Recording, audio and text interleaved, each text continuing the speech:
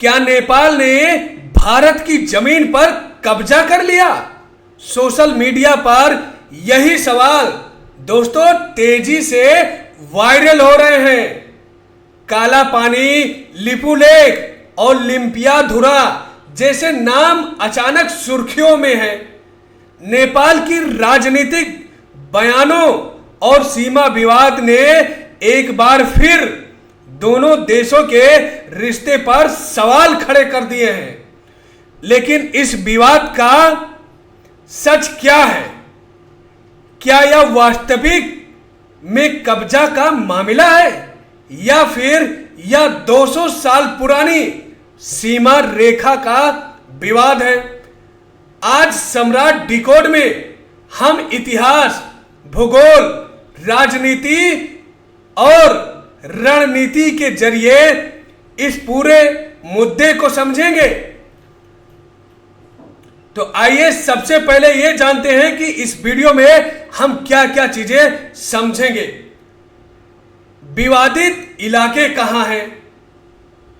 1816 की सुगौली संधि, 1962 का भारत चीन युद्ध, 2020 का नया नक्शा विवाद, 2026 के बयान और तनाव, रणनीति और आर्थिक पहलू और इसके क्या समाधान हो सकते हैं। तो आइए सबसे पहले हम समझेंगे कि विवाद आखिर कहां है।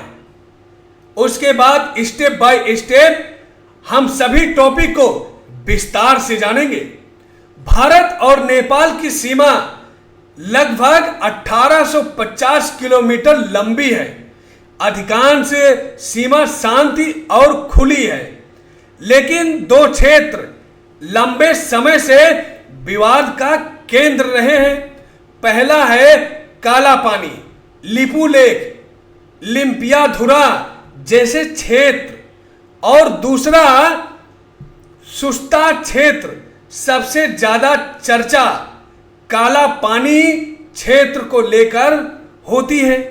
क्या यह भारत, नेपाल और चीन के करीब स्थित एक रणनीतिक इलाका है? भारत इसे उत्तराखंड का हिस्सा मानता है, जबकि नेपाल दावा करता है कि यह उसकी ऐतिहासिक भूमि है। अब समझते हैं कि 1816 की सुगौली संधि क्या थी, क्या हुआ था उस संधि में और किस मुद्दों पर संधि हुई थी। दोस्तों, इस विवाद की जड़ें 1816 की चुनौती बन गई। 1816 की सुगौली संधि में मिलती है। यह संधि ब्रिटिश ईस्ट इंडिया कंपनी और नेपाल के बीच युद्ध के बाद हुई थी। शांति में कहा गया कि काली नदी नेपाल की पश्चिमी सीमा होगी, लेकिन असली विवाद यह है कि काली नदी का वास्तविक स्रोत कहां है। भारत का कहना है कि नदी का स्रोत काला पानी क्षेत्र के पास है, जबकि नेपाल लिम्पियाधुरा के पास वास्तविक स्रोत मानता है। या नेपाल की व्याख्या सही मानी जाए तो विवादित क्षेत्र नेपाल का हिस्सा बनता है। यदि भारत की व्याख्या मानी जाए तो यह क्षेत्र भारत का हिस्सा रहता है। अब इसे जानते हैं कि 1962 का युद्ध और बदला हुआ नियंत्रण। 1962 में भारत और चीन के बीच युद्ध हुआ। इसके बाद भारत ने काला पानी क्षेत्र में सुरक्षा चौकियां स्थापित की और धीरे धीरे प्रशासनिक नियंत्रण मजबूत किए। आज इस इलाके में भारतीय सुरक्षा बल और प्रशासनिक व्यवस्था मौजूद है। भारत का तर्क है कि दशकों से वह इस क्षेत्र का प्रभावी प्रशासन चला रहा है। नेपाल कहता है यह प्रशासनिक नियंत्रण का मतलब अस्थायी स्वामित्व नहीं होता और यह उसकी ऐतिहासिक भूमि है। 2020 में विवाद क्यों भड़क गया इसका? दोस्तों, साल 2020 भारत ने लिपुलेख तक सड़क निर्माण को आगे बढ़ाया, जिसे भारत ने कैलाश मानसरोवर यात्रा और सीमा क्षेत्र की कनेक्टिविटी से जोड़ा। नेपाल ने इसका विरोध किया और एक नया राजनीतिक नक्शा जारी किया गया, जिसमें काला पानी, लिपुलेख और लिम्पियाधुरा को नेपाल का हिस्सा दिखाया गया। इसके बाद दोनों क्षेत्रों के बीच कूटनीतिक तनाव बढ़ गए और यह मुद्दा अंतरराष्ट्रीय सुर्खियों में आ गया। अब 2026 के बयान और नई बहस कैसे शुरू हो गई? क्या है यह बहस? हाल के वर्षों में नेपाल ने के कुछ नेताओं के बयानों ने इस मुद्दे को फिर गर्म कर दिया है। नेपाल की राजनीति में यह सवाल उठा कि सीमा विवाद का समाधान कैसे हो। भारत आधिकारिक रुख यह है कि यह मुद्दा केवल भारत और नेपाल के बीच द्विपक्षीय बातचीत से हल होगा। किसी तीसरे पक्ष की भूमिका स्वीकार नहीं की जाएगी।